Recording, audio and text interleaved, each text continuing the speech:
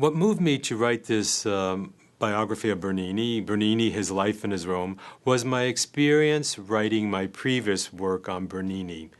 That came out just a few months before this present book, and that book was an annotated English translation of the biography of Bernini written by his son Domenico. So the book's title is Domenico Bernini's Life of Gian Lorenzo Bernini. That biography was written in 1680, more or less. It was not published until 1713, but it was a work completely of, we would say, propaganda, apology. It was a defense of his father's career at the end of his father's life. And it presents us with this mythological view of Bernini, completely whitewashed and idealized.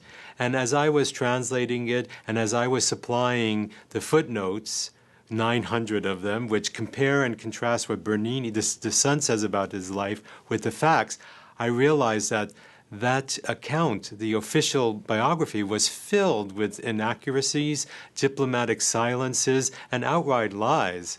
So I looked around to see where else, in what other secondary literature, the true story about Bernini's life was told, and I found nothing. In fact, I found no satisfactory modern biography of Bernini. So I decided I will do it myself. What makes this book completely different from anything else written on Bernini is the fact that it is the first, not only the first English language biography of Bernini, but it is the first biography in any language to completely, well, as completely as possible, capture Bernini, the human being, in three dimensions. Write an honest, full account of his life that takes into consideration many topics that the other publications simply ignore or simply go over very quickly. He was an artist, painter, sculptor, architect, playwright, scenographer, urban planner, but he was also a son. He was a husband, he was a father, he was a courtier, he was a friend, he was an enemy. He had a full life. So my work, this biography, captures Bernini in flesh and blood, warts and all. And there is no other work like it, I can assure you, in print, or even out of print. A good friend of mine has described this biography of Bernini that I've written as the quote-unquote Kitty Kelly version of Bernini's life, referring to the journalist who writes all the expose, tell-all biographies of the modern celebrities of our day. And this does approach Bernini's life in that way, not completely. It's about his works and is about his intellectual life and his theological life, his spiritual life, but it also is very honest, sometimes brutally honest, about the realities of his character, of his behavior, and of his failures, the scandals, the feuds. These were part of Bernini's life from the beginning to the end, and they are glossed over completely in the authorized biography of Bernini written by Domenico that I referred to before. And they're also glossed over in modern accounts. So, for instance, Domenico makes one reference in chapter 5 about how the Pope came to write a letter, handwritten letter in praise of Bernini. Now, a handwritten letter that's made public to praise Bernini by the Pope was a very important gesture of support. What occasioned this letter of support was what Domenico says, some minor youthful misbehavior on Bernini's part relating to some woman that he was in love with. It's very casual and dismissive. Well, when you delve into the history behind that one statement, we find out that in fact, and this is what I report in the biography, in fact, that youthful misbehavior was an adulterous love affair that Bernini had with a married woman, Costanza Bonarelli, the wife of one of his workshop assistants. Bernini was no young man. He was 39 years old. He should have known better. They have a wild public affair for 2 years, more or less. It is public because it exploded at the end. Bernini found out that his mistress Costanza was being unfaithful to him, and he stalks out her house and discovers who his rival is, and the rival turns out to be his own brother, Luigi, and he goes berserk, Bernini does, and gets a sword and tries to kill his brother.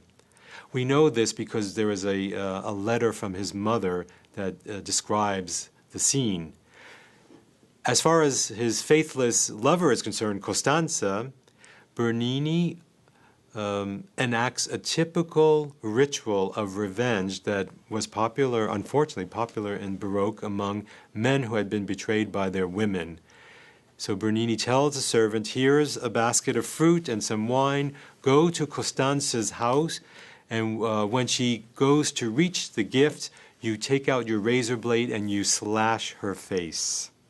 And this is called lo sfregio, the slashing of the face. And it was unfortunately rather common as an act of revenge on the part of betrayed males.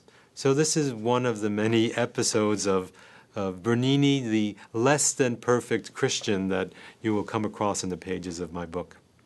The real answer as to how long this book took to write, and many people ask me this. In fact, it's an inevitable question.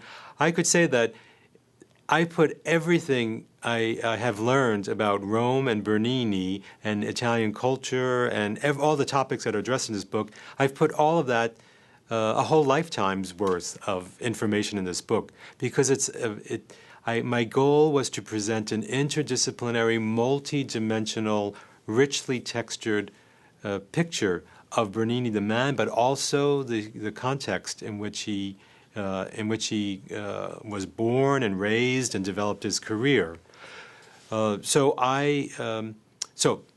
short answer is that I started working on Bernini 11 years ago, in January of 2000. Now it's 12 years.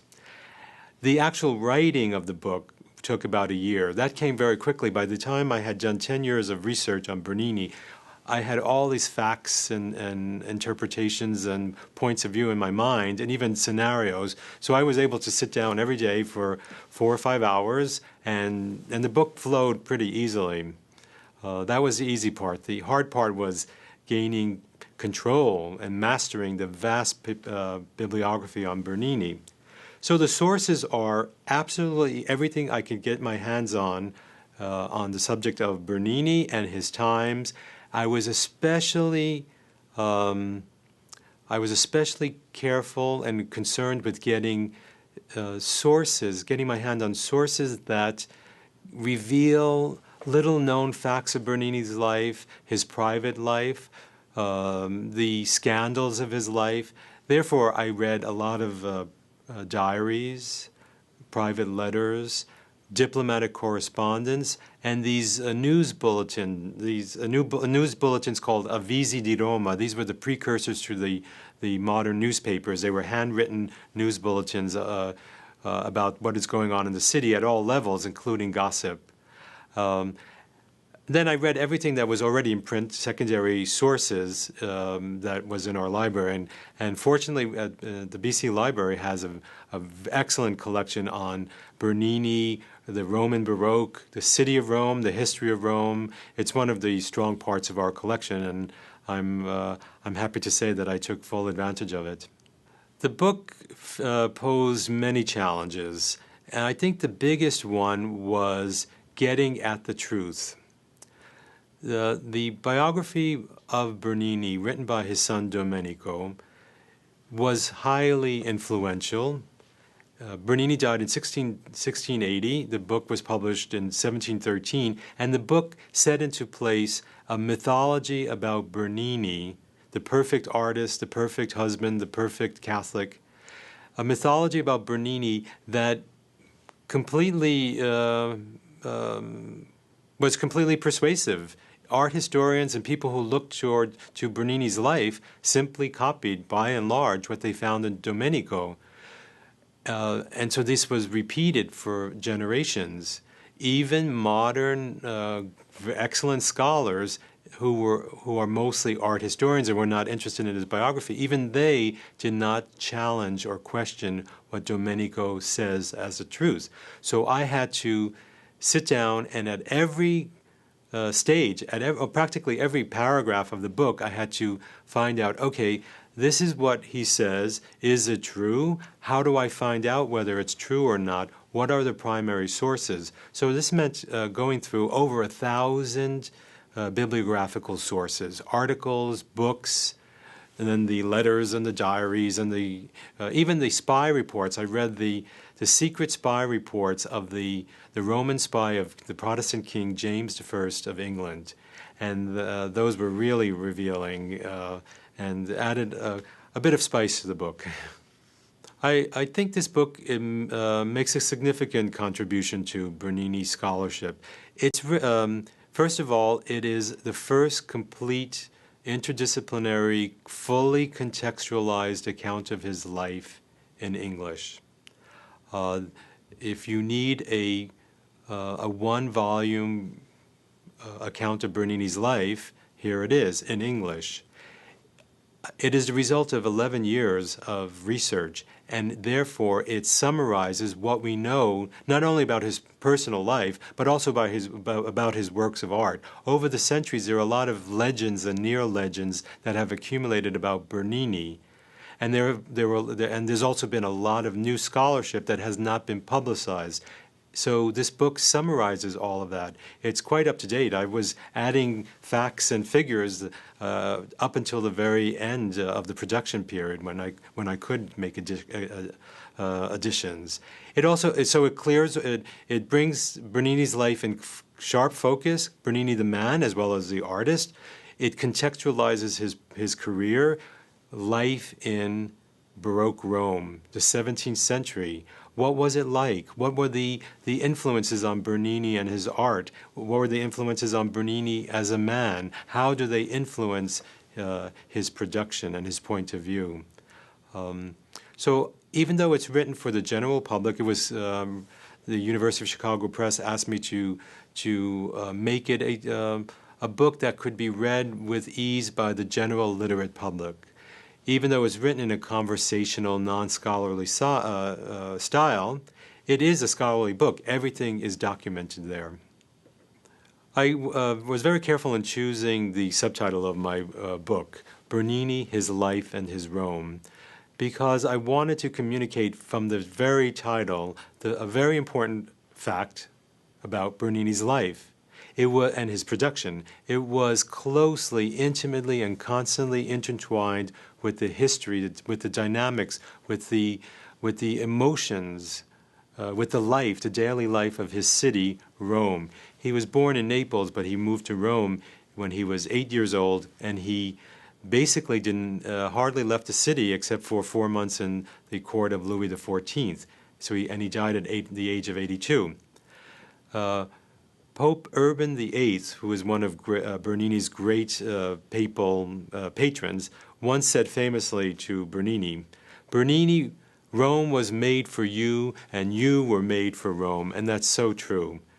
The later Pope, Alexander VII, said similarly about St. Peter's Basilica, if everything that Bernini did in St. Peter's Basilica were removed, that basilica would be stripped bare. Well, the same thing could be said almost about the entire city of Rome, meaning the historic center.